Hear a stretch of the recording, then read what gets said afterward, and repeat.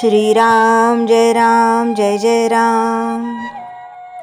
वासनेला कसे जिंकता येईल? कितीही विद्वान पंडित जरी झाला तरी त्याला स्वतःला अनुभव आल्या वाचून ज्ञान सार्थकी लागले असे होत नाही. पोथी ऐकून ज्याला वैराग्य आले त्यालाच पोथी खरी कळली असे म्हणावे. पोथीत सांगितलेले ऐकून ते जो आचरणात आणतो तोच खरा श्रोता होय. वेदांत हा रोजच्या आचरणात आणला पाहिजे तर त्याचा खरा उपयोग. म्हणूनच सर्व प्रचितींमध्ये आत्मप्रचिती ही उत्तम होय. जो भगवंताला शरण गेला त्याच्यापाशी शब्दज्ञान नसले तरी त्याला मिळवायचे काहीच उरत नाही. जो शब्दज्ञानाच्या मागे जातो त्याचा अभिमान बळावतो. जो शब्दज्ञानी नसतो त्याला अभिमान नसेलच असे नाही. अज्ञानी माणसालाही अभिमान असतो, परंतु तो घालविणे सोपे असते. सद्गुरूला शरण जा म्हटले तर अज्ञानी माणूस मुकाट्याने शरण जाईल. त्याला शंका येणार नाही. काशीला जाणारे पुष्कळ रस्ते आहेत, पण कोणत्याही रस्त्याने जायचे तरी आपले घर सोडल्याशिवाय जाता येत नाही. हे जसे खरे तसे कोणत्याही साधनात वासना बाळगून किंवा ती देवापासून निराळी ठेवून भागणार नाही. ती देवाची करायला, तिला मारायला देवाचे स्मरण पाहिजे. भगवंताचे होणे हे माझे या जन्मातले मुख्य काम आहे असे समजावे. मी भगवंताचा कसा होईन याच्यासारखा रात्रंदिवस विचार करावा. मी दुसऱ्या कोणाचा नाही ही खात्री असली म्हणजे भगवंताचे होता येते. आपले मन वासनेच्या अधीन होऊन तात्पुरत्या सुखाच्या मागे गेल्यामुळे थप्पड खाऊन परत येते.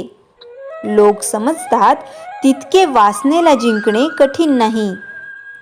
आपली वासना कुठे गुंतते हे पाहावे. आपल्या अंगातले रक्त काढून ते तपासून आपल्याला कोणता रोग झाला आहे हे डॉक्टर पाहतात.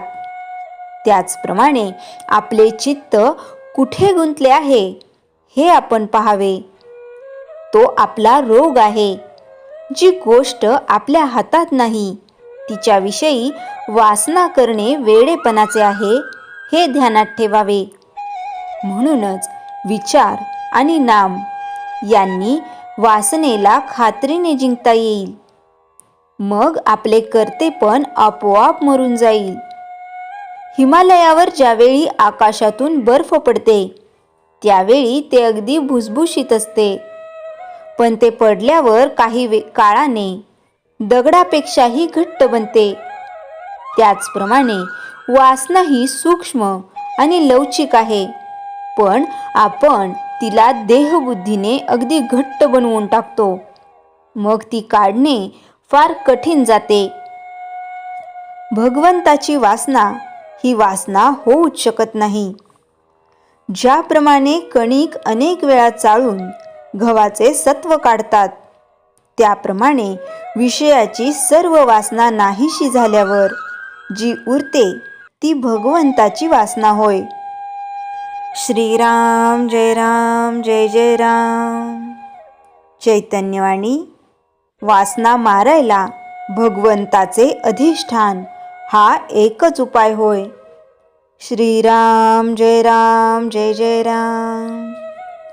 श्री मनाचे श्लोक 72. निरूपण. नवेचे कदा ग्रंथीचे अर्थ काही, मुखे नाम उच्चारिता कष्ट नाही. महाघोर संसार शत्रू जिनावा, प्रभाते मनी राम चिंतित जावा. पहाटे 4:30 ते 5 दरम्यान उठून नाम घ्यायला बसण्याची इच्छा होणे म्हणजे आपल्या जीवनात प्रभात झाली असे म्हणायला हवे. या श्लोकात श्री समर्थ नाम साधन कसे फुकटात होणारे साधन आहे हे सांगतात. यज्ञ, याग, व्रते, तीर्थस्थानांना भेट देणे या सर्व गोष्टींना पैसे लागतात. यज्ञ याग करताना ब्राह्मणांना दक्षिणा द्यावी लागते, म्हणजे पैसे खर्च होतात. पण नाम हे साधन असे आहे की ते फक्त वाचेने उच्चार करावा लागतो, तेही फुकट. वेद म्हणत असताना उच्चार शुद्ध व स्पष्ट असावे लागतात, पण नामाचे तसे नाही. नाम केव्हाही कसेही घेता येते. वाल्या कोळ्याने उलटे नाम घेतले, पण तो तरुण गेला. त्याने घेतलेले नाम इतके भक्तिभावाने प्रेमाने घेतले की त्याच्या अंगावर वारूळ तयार झाले, तरी त्याला कळले नाही. जेव्हा आपण आवडीने एखादे काम करतो तेव्हा आपल्याला त्यात कष्ट वाटत नाहीत. नाम जेव्हा आवडीने प्रेमाने घेतले जाते तेव्हा त्यात त्रास वाटत नाही. नाम साधनेसाठी आपल्याला गोंदवलेकर महाराज, तुकाराम महाराजांची आठवण येते. त्यांची नामसाधना इतकी होती की नामाचा गजर करून शिवरायांचे रक्षण केले. नामसाधनेने महाघोर अशा शत्रूवरही मात करता येते. श्री समर्थ संसाराला महाघोर शत्रू म्हणतात, कारण संसार काळजी चिंतांनी भरलेला आहे. एक काळजी संपली की दुसरी हजरच असते. चिंता न संपणाऱ्या असतात. माणसाला संसारात त्रिविध ताप भोगावे लागतात. त्याला जन्ममृत्यूचे चक्र सतत फिरावे लागते. पण नाम साधनेने हा संसार तरून जाता येतो.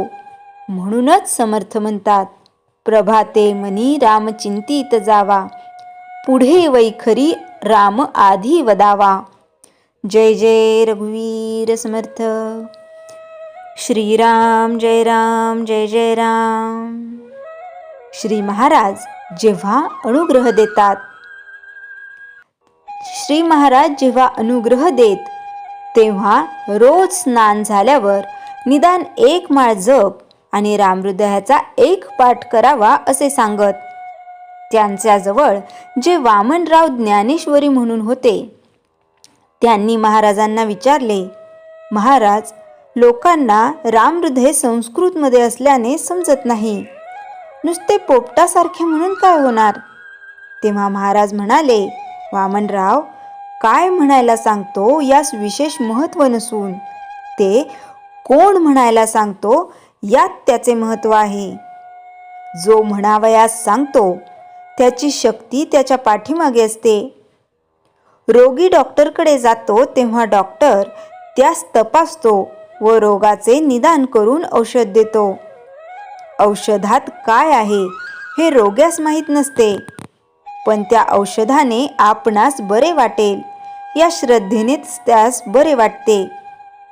औषधात काय काय आहे हे समजल्याशिवाय औषध घेणार नाही असे जर रोग्याने म्हटले तर ते हास्यास्पद होईल. त्याने श्रद्धेने औषध घेतले तर तो बरा होतो असा अनुभव येतो. तसे अर्थ न कळता पण श्रद्धेने रामहृदय म्हटल्यास साधकाचे काम आपोआप होते. त्यामुळेच नाम आपले आपण घेणे आणि ते सद्गुरूकडून येणे यात फरक आहे. सद्गुरूची संपूर्ण शक्ती त्यात सामावलेली असल्याने मनुष्य आध्यात्मिक मार्गावर त्वरेने वाटचाल करू शकतो. श्रीराम जय राम जय जय राम. जयाच्या जनी जन्मनामार्थ झाला, जयाने सदा वासनामात केला. जयाच्या मुखी सर्वदा नाम कीर्ती, नमस्कार तया ब्रह्मचैतन्य मूर्ती. श्रीराम जय राम जय जय राम. जानकी जीवन स्मरण जय जय राम.